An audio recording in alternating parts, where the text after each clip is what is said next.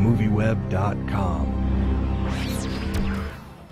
Hey, I'm Jamie Philbrook with MovieWeb.com, and I'm in a truck here simulating the weather conditions on the film Whiteout.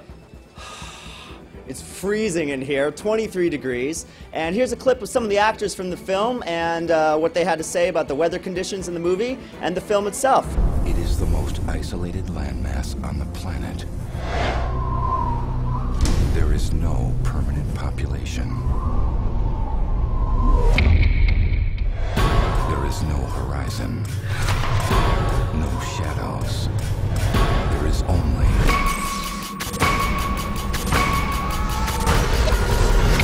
white. Nature never intended for you to survive here. But this fall, nature is not the only thing to fear.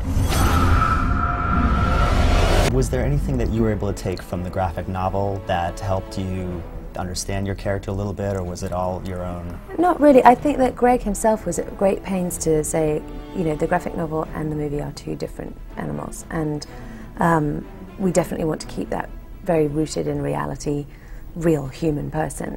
But a lot of things changed from between the comic book and the script. So I didn't use it as much as source material as I perhaps would have done if it was a novel being adapted for the screen.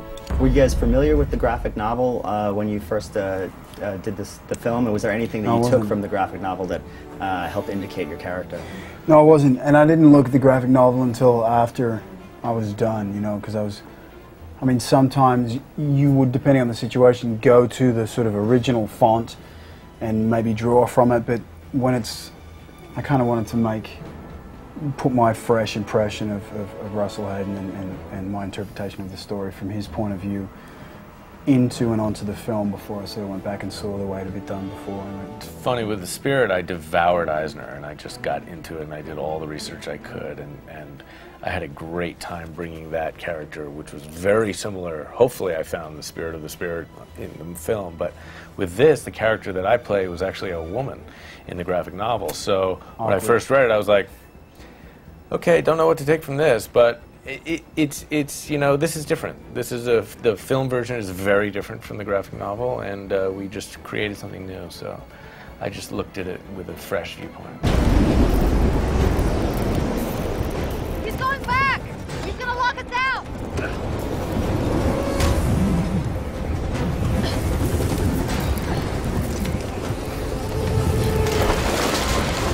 I'll check operation. You check building D. Be careful.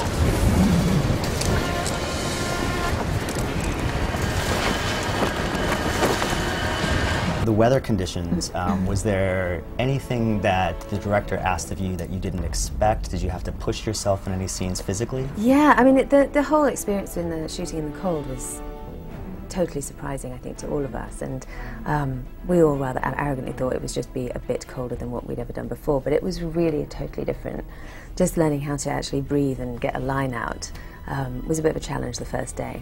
But you know, they didn't really ask us as such to do anything. We suddenly found ourselves in the middle of doing it, going, "Oh my God, I'm being dragged along by a rope, and I'm getting burns on my chin," and you know, just get on with it. We shot in two different locations. One was on Lake Manitoba, and it was freezing cold. It was 50 degrees, below zero.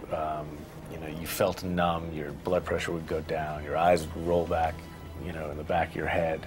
It was very hard to speak. It was hard to get the words out, and it was quite chilly. But we did have extreme weather gear, and I won't say we were comfortable, but you know, we withstood the conditions. And then we went on to a soundstage and we shot exterior scenes, but on a soundstage, still wearing all this extreme weather gear. So it was the hottest movie I'd ever made. I made a Western years ago, and we had tons of wool, coats and vests and all this stuff, and it was like 115 degrees, you're sweating. This was like worse than that, because we're wearing extreme weather gear and, you know, mittens and hats and the whole thing on a soundstage. So it was like 150 degrees on set. So it was, and to act cold, that was a challenge, you know, and especially with the snow, that was it was made up of salt and starch, and that stuff coming into your mouth, and it's just like you want to only open just a little bit of your mouth to breathe. For me, it was pretty challenging. I mean, these huge wind blowers throw this like toxic material into your face, and try and pull off your acting.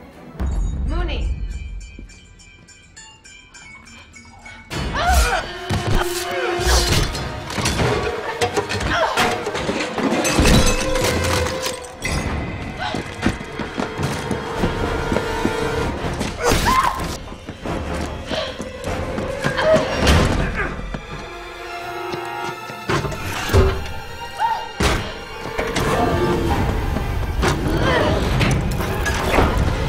And the film was really a whodunit. I was wondering, when you were first reading the script, were you surprised by the twists and turns? Yeah, I was actually, and I think it even twisted and turned a bit more in various later drafts than it did in the beginning.